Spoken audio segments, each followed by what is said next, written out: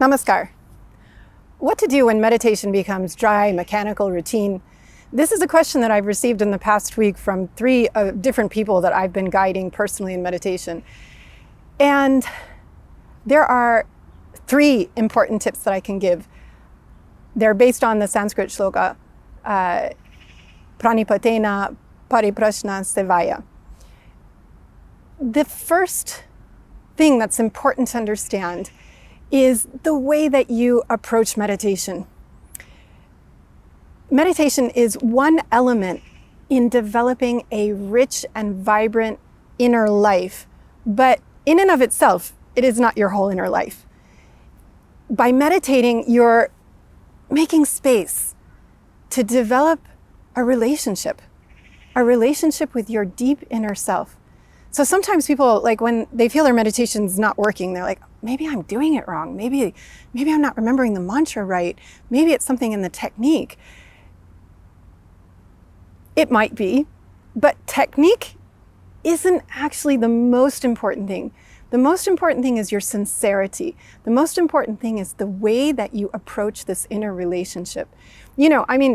For example, if a small child was starting to repeat your name, do you mind that it's mispronounced?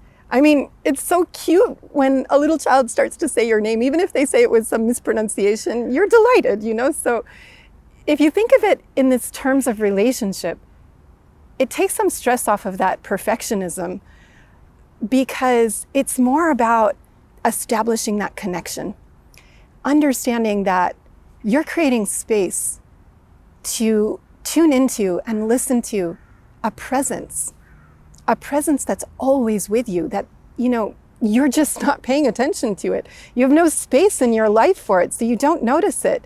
And you live your life on the surface, just involved in ordinary things, the ordinary maintenance of, life. We all get like this. And no matter how many years you've been on the spiritual path, life still's gonna have its up and downs. That's just the way that life pulsates, that it vibrates, nothing is a straight line. It's gonna go up and down. And so we have to be able to figure out how to work with those up and downs. As you meditate longer, I feel not so concerned when I go through a relatively dry spell. But I know that that's actually when the most spiritual growth can happen, because if you really feel dry, that's what makes you long to feel something. And what makes a vibrant inner life? It is desire to feel, to know, to explore. It is a type of curiosity. This is related to one of those three tips, which is pariprashna, having the right type of question. Now, this doesn't mean like an intellectual, analytical process of questioning, more like the word quest, to have almost a mission to accomplish. When you sit to meditate, it isn't just for relaxation. It isn't just a technical process that you have to execute. It's a quest. It's a quest to contact your inner self, to feel that presence. You're using a discipline. I do stress in the beginning with the people I'm guiding that if you want to get anywhere, you're going to have to first make a habit. And you have to have that routine. If you don't have that routine or habit, it's like trying to catch rain by just waiting until it rains, and then you're going to go and bring out a big barrel to catch the rain. But maybe it happens in the middle of the night. Maybe it happens just not when you're expecting it. And if the barrel isn't already in position all the time, then chances are you're not gonna really maximally capture the rainfall. You have to set it up in time. There's a Chinese saying I've seen, which is, during a drought isn't the time that you should be digging the well. So we have to have a certain habit there of creating space, of creating this time where we're setting it aside to offer it. And that process is already helping to attract the experience of that presence. When you say to someone, "Oh, I love you so much," but if you never actually spend time together, if you're always busy when they actually need you or want to talk, then months could pass, years could pass. What kind of relationship is it actually? It's more theoretical. So if we have a theoretical relationship, it's not the same as actually a relationship where every day you spend time, and then really develop that kind of inner connection and intimacy. So this happens by cultivating this pariprashna, this sense of quest, this curiosity. When you're curious, you'll never be bored. Boredom is kind of when you lose curiosity, when you lose that kind of interest in searching. But pariprashna is about maintaining always a sort of open, fresh, curious approach, like a beginner mind, like a child, and being ready to be surprised, to be delighted. That kind of openness already is creating a deeper inner life. And actually to have an inner life, to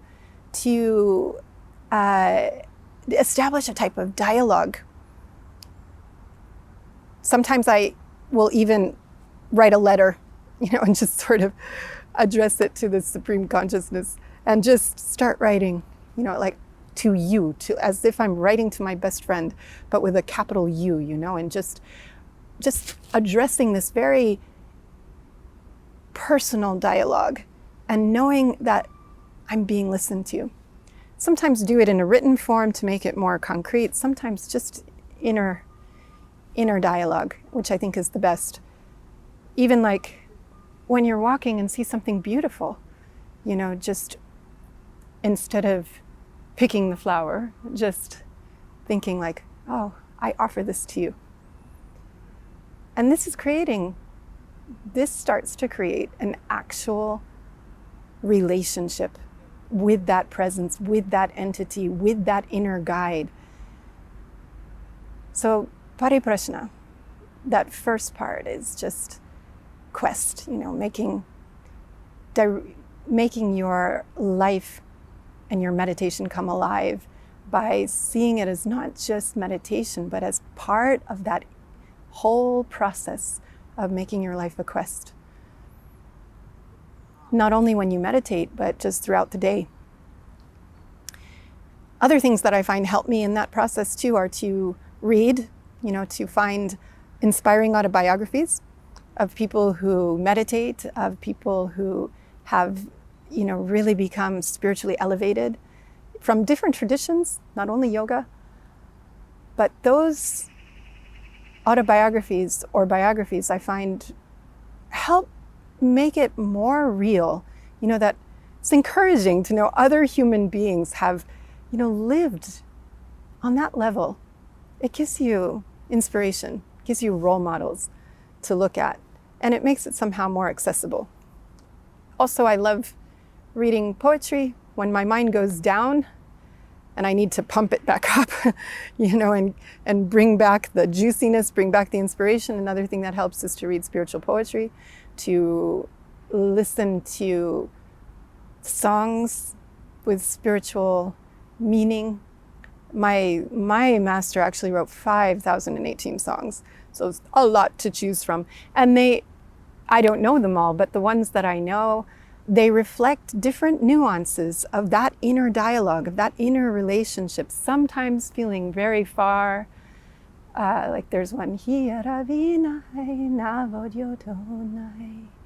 and it's about how the inner music of my life has taken on a new flow.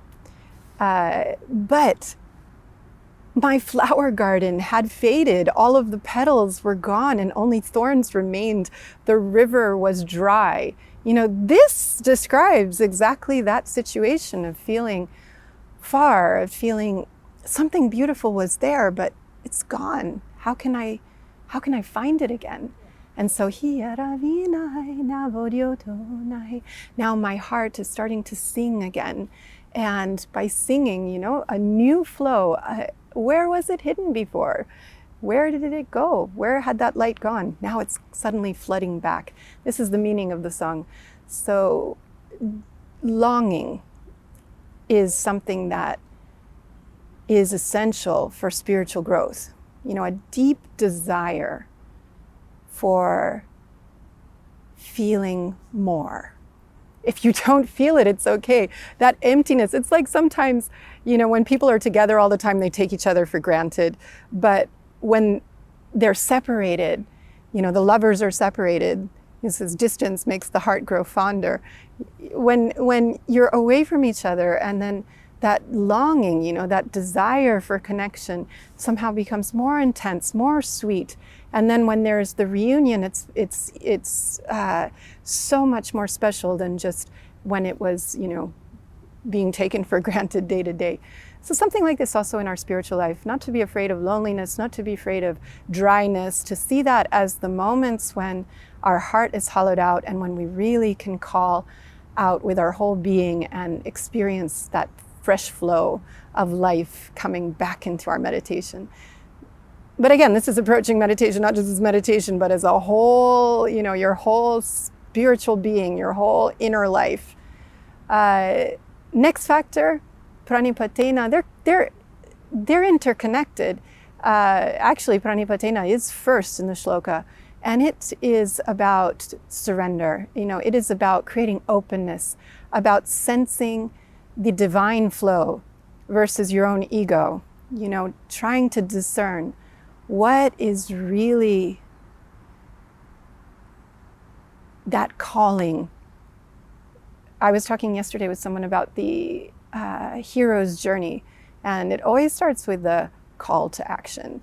So listening for that call to action, just the desire to embark upon a spiritual journey is a hero's journey. You're going to face all kinds of obstacles, mostly inner obstacles, but also sometimes external. And having to find, that trust in that inner voice, that inner pushing, the courage to follow it, the true meaning of following your heart, not your superficial,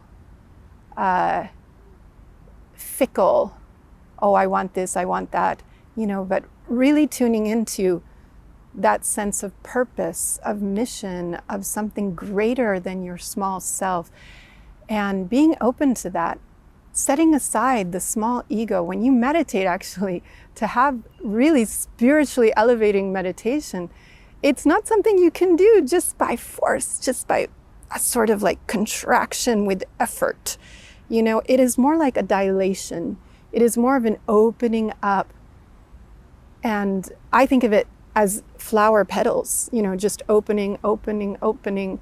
And within those flower petals is the nectar, the amrita, the sweetness.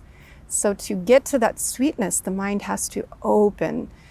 And that's what pariprashna means. Pranipatena means. Pranipatena is about openness, about surrender, about letting go, about being willing to detach. Not using your meditation to multitask and to think about all the things you need to do and plan and like this, but really using it to let go and to develop a kind of trust in that inner wisdom, in that inner relationship. And finally, sevaya. So this is related to seva, which means service. So how do you approach your meditation? If you're approaching your meditation like you want to get something out of meditation, you will not get the full benefit of the spiritual elevation that you can access if you are approaching it with the spirit of sevaya, service. Now, when we think of service, we usually think of it as external. We think of like going out and doing something good in the world. But service is an attitude, it's an approach. And when we approach even our meditation, not as something where we're trying to get, but where we're trying to give. And what are we giving in meditation? We're giving our time, we're giving our mind, we're giving our heart, our openness to the Supreme Entity. We're creating space for that. And it's an offering. When we approach our meditation as an offering, it actually totally transforms your relationship with meditation. In fact, at the end of meditation, when people have learned advanced personal meditation, you learn also a process that's called Guru Puja at the end, where you imagine your whole mind and whatever vibrations it was full of as a flower. So it is always a flower, no matter whether you would judge your meditation of having been really distracted and poor quality and uninteresting or whatever, or it was full of bliss and sweetness and joy. It's a flower. And you can give that flower whatever color, whatever vibration was in your mind. You can color it. You can represent it as a color. And so this imagination of, the flower and offering it 3 times. And when we offer, even touching the forehead to the ground, this gesture of bowing down, of lowering the ego, recognizing the greatness of that supreme consciousness and offering all those small vibrations as a flower. That's the process of, seeing then that your meditation was an offering. Your mind was an offering. Your mind was the gift, that you do it 3 times. And then the last time is just with pure white. And that pure white represents your ever pure, spotless soul, and offering that as the gift, the resource of the Supreme. It's like I offer my whole self. I'm just yours. Use me how you like. So this process of becoming an instrument, of letting go, and being ready to serve. And by meditating even, allowing your mind to be an instrument for that energy to flow through you and elevate you by being the channel for that. I don't know, it's like, the reed can just be an ordinary reed with wind blowing through it, or it can be hollowed out and refined into a flute. And then when that music passes through it, it somehow, it elevates the instrument itself to be the instrument of such beauty, of such grace. So your meditation also can be service. And it is, it is service. It's not only service to yourself, it is service to the world as well, because when you're clearing out your mind and you're creating space to be connected to the soul, that universal soul. It's not just your soul, it's the soul that connects all beings, that one universal soul. When we are connecting to that, when we are living from that, then, the way that we approach the world, we can become a way for that divinity to express itself in this, through relationships, through how we act in the world. If we maintain that same kind of service spirit and stay connected in that flow and see the whole world as an opportunity to continue to offer that service to the divine, this transforms not only yourself, but it transforms the world. And you become elevated. You become an instrument. You transform and are transforming.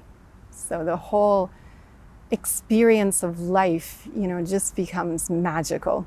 You become a part of the flow of the true magic of the universe, a flow of divine love that has its source within. So these are 3 factors that absolutely transform your meditation. This having a quest, approaching life and meditation and spirituality and wanting to know your inner self as a quest, as a type of mission, as something that awakens your curiosity, and then opening up, Pranipatina, opening up, letting go of all smallness, letting go of all complexes, inferiority, superiority, all kinds of small things that eat up your attention and time, Instagram, whatever it is, and just going deeper, tuning into a deeper flow, to that call to action, to become greater, to become part of that divine flow. And Savaya, approaching your meditation not just as something you're trying to get, but so giving yourself, giving your attention, giving your whole self, to be pleasing that universal soul and allowing it to express through you. So these three factors can lift you out of any kind of doldrum with your meditation and bring juiciness, bring zest, bring interest into your life and into your meditation, because your whole life then becomes spiritually elevated and vibrated. Namaskar.